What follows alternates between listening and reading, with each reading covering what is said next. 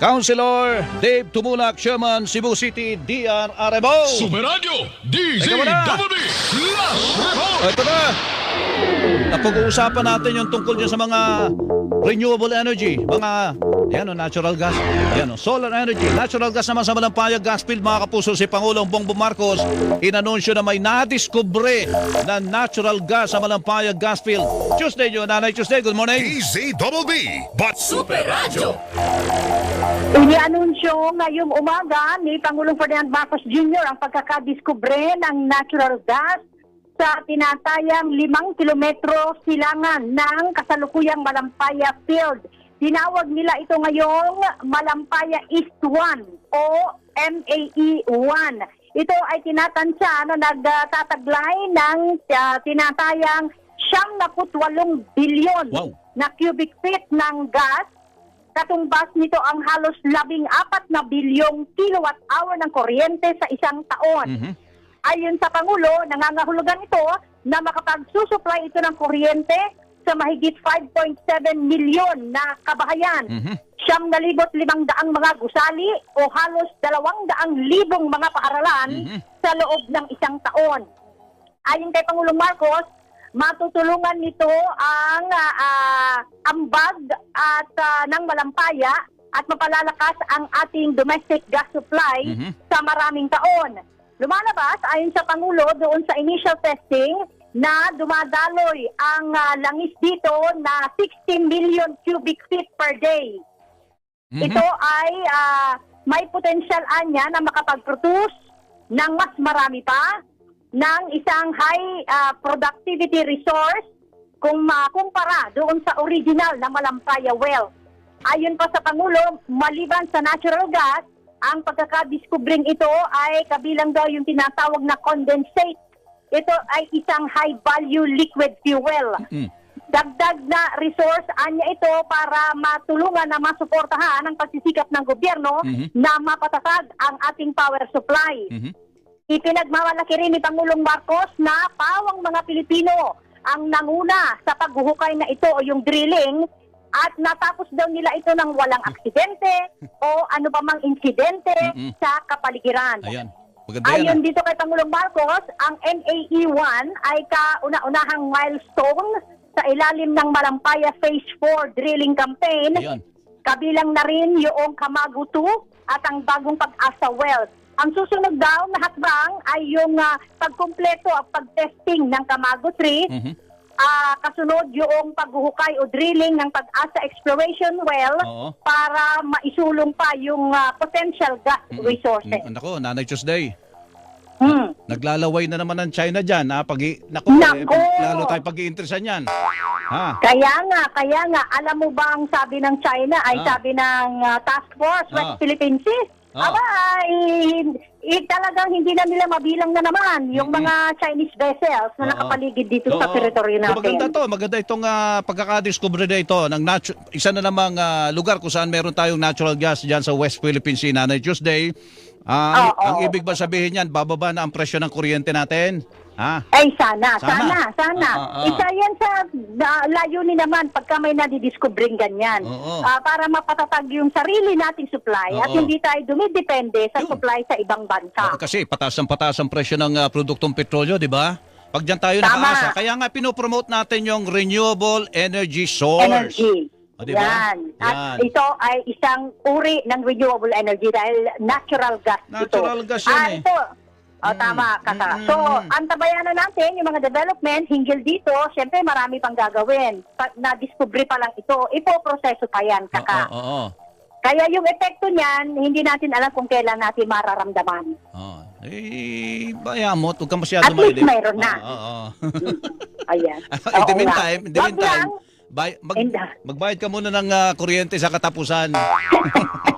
Kung ayaw kong maputulan. Maputulan, wala. Sige. Ay, siyempre, ganun nga yun.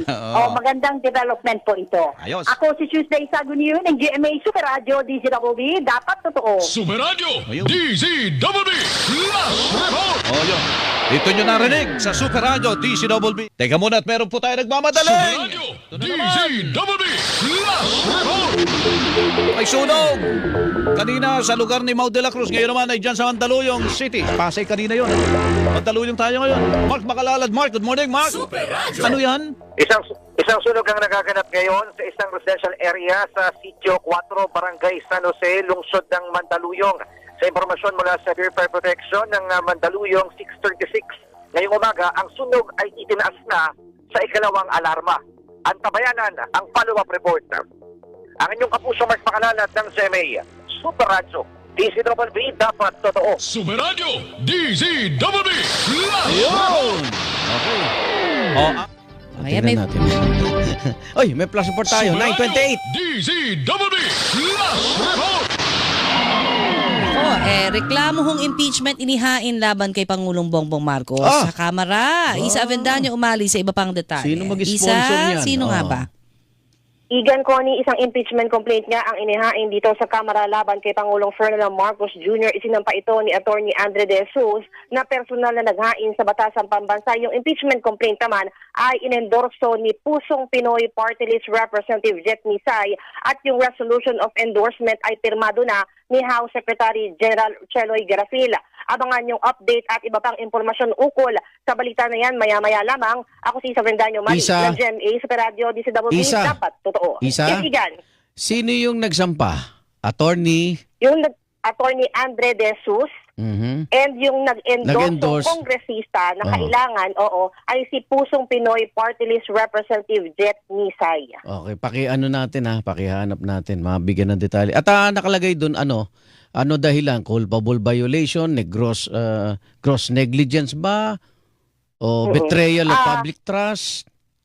Ilalahad pa sa atin nung mga complainant at nung endorser yung kanilang rason ng kanilang paghahain ng impeachment complaint. Pero sa laban sa Pangulong Marcos, ito yung unang impeachment complaint na formal na inihain dito sa Batasang Pambansa. So Okay. abangan Ngayon, yung iba pang impormasyon ukol dyan. Doon sa proseso naman dyan, so may nag-file na, may nag-endorse na. Ano to, dadali na sa Committee on Justice for Substance. Tama ba? Kasi Igan, wala pang session. Sa January 26 pa yung session, Tama. kaya magkakaalaman kung ano yung magiging proseso. Wow. Pero doon sa kailangan mo na siyang i-refer, kumbaga i-refer ng plenaryo sa kaukulang komite, which is yung House Committee on Justice. Na siyang sasalang at magdi-discuss o tatalakay dito sa impeachment complaint na ito. Okay. Ayan, Ayan. abangan natin. Naunahan pa si VP Sara sa February. Oo. Pwede daw ba? May 1 year bar kasi. Saka nakakita ang bansa, ang Pangulo at Pangalawang Pangulo ay yun na pinai-impeach. nga. Pwede pa daw ipagsabay. Ganun ba? Impeachment. Hindi daw bawal yun. Hindi daw bawal yun, kumbaga, pwede hindi daw. illegal yun. Ayan. Okay, Ay, abangan Ay, namin. Igan. Dagdag na detalye sa iyo, Isa, ha? Thank you, Isa Avendaño Umali. Ito, nasa linya na ba natin? Wala pa, Wala tinatawagan pa. Si Isa Bendaño nagulat mula po sa House of Lies. Super Radio Representative. DZWB Last Report. Thank you, Isa! Super Radio DZWB Last Report. Ito naman ang bumungad sa atin. Malakihang taas presyo daw sa mga produktong petrolyo ipatutupad ng ilang kumpanya ng langis bukas. Mau de la Cruz, pwede mo bang pigilan? Wala nang kapigil-pigil. Gaano kataas ba yan? Iinit na naman ang ulo ng mga kababayan natin. Ito, Connie, Igan, magpapatupad niya pagtaas sa presyo ng mga produktong petrolyo ang Shell at Sea Oil simula alas 6 ng umaga ito no bukas, Enero 20. Ayon sa kanilang abiso, para magtataas ang presyo ng dalawang kumpanya, ito, gasolina, piso kada litro. Kerosene, 1 peso at 50 centavos sa kada litro at ang diesel, ito na, 2 piso kada litro. Samantala, magpapatupad din ng kalintulad na pagtaas ng clean fuel sa presyo ng gasolina at diesel, ngunit walang magiging napagalaw sa presyo ng kerosene. Ang price adjustment ng clean fuel ay epektibo rin sa parehong araw, Enero 20, ganap na alas 4 naman ng hapon. Ang pagalaw sa presyo ng gas, diesel at kerosene ay bunsod pa rin ang pagalaw ng presyo ng langis sa pandaigdig ang pamilihan. Ang inyong kapuso, Mau de la Cruz, GMA Super Radio DZWB, dapat totoo. Super Radio DZWB Last Report. Bilang ng mga stranded na pasahero dahil sa bagyong Ada, nasa mahigit 100 na lang. Narito ang detalye mula kay Manny Vargas. Manny. Sumeradyo DZWB Flash Report. Mga kable sa poste sa labas ng isang gusali sa Maynila nasunog. Manny Vargas, detalye. Isang sunog ang patuloy na binabantayan ng mga otoridad dito sa may bahagi ng Santa Cruz, Manila. Dito sa may bahagi ng Santa Cruz, Manila, no, kung saan ay mga wiring makakapal. Sir, anong kali ito? Sir Tula, anong kali itong kali? Itong Kilo Street ito. Akop ng barangay 307. Mga wiring na malalaki, no? Oo. Okay, salamat. Ito dito sa may bahagi ng Rockville Street, makakapal na wiring ito at isusad kung saan ay muli na naman itong umusok, naka-under control pa rin, ano, at itinati ito sa unang alarma. Wala naman eksaktong gusali na direktang apektado. Ibig sabihin, hindi nasusunog yung gusali dahil konkreto itong establishmento na nakatayo dito sa may bahagi ng Ronquillo. Pero yung makakapal na wire na ito na nakakonekta sa poste ang siyang nag-apoy pa kanina at sa mga sandaling ito ay hinihintay na lamang na mataon ng fire protection na tuluyang maputol itong mga wire na muli na namang umuusok kung kaya't hindi pa rin ito maiwanan ng mga otoridad. Ito rin ay sa dahilan kung bakit wala naglatag ng hospital dahil sa kuryente itong pinagmumulan at sanghi ng sunog na nagaganap dito sa bahaging ito ng lungsod ng Maynila. Amaya, magbabalik pa tayo sa mga karagdagang detalye. Ako si Manny Vargas ng GMA Super Radio, DZWB. Dapat po. Sumeradyo DZWB Flash Report. Aviation industry may mahalagang papel sa paglago ng ekonomiya ng bansa. Ayon yan kay Pangulong Bongbong Marcos. Ididetalye sa atin ni Tuesday New Tuesday. Si DPWH Secretary Vince Dizon, personal na nag-inspeksyon sa ilang malaking proyekto dyan sa Iloilo. Si Danessa Estante ng Super Radio Iloilo, maghahatid ng detalye na yan. Danessa! Sumeradyo Flash Report. Dating DPWH Secretary Manuel Bonoa naharap sa reklamong plunder sa DOJ. Flash report ni Manny Vargas. Manny. Kinumpirma ngayon ng Department of Justice na kasama si dating Public Works Secretary Manuel Bonoan sa mga sinampahan ng reklamong plunder ng NBI dito sa DOJ. Ayon kay Justice Spokesman Attorney Polo Martinez, kasama nga si Bonoan sa respondent sa reklamong isinampa ng NBI laban kay Senador Jingo Estrada. Wala pa naman anyang nakatakdang preliminary investigation sa naturang reklamo at ibibigay pa lamang ito sa bubuing panel of prosecutors. Kasabay niyan at dahil na rin nga sa wala pang nakatakda na preliminary investigation ay wala pa rin inilalabas na subpoena para sa mga personalidad kabilang na si Bonoan at ito ay pag-uusapan at ilalabas lamang sa sandaling mayroon ng piskal na mapipili na mangunguna at magsasagawa ng investigasyon sa reklamong plunder na ihain ng NBI. Ako si Manny Vargas ng GMA Super Radio DZWB. Dapat to. Sumeradyo Flash Report. Super balita sa tanghali nationwide. Asian Energy Meeting isasagawa. Sumeradyo DZWB Flash Report. Tatanggap po tayo na isang flash report mula kay Glenn Huego. Arrest warrant at hold departure order laban kay dating senador Bong Revilla at 6 na iba pa inilabas na ng Sandigan Bayan. Detalye, Glenn Huego, go! Bago magsara ang tanggapan ng Sandigan Bayan ngayong hapon, naglabas na ng arrest warrant at full departure order ang 3rd Division ng Sandigan Bayan laban kay dating Senador Ramon Bong Revilla Jr.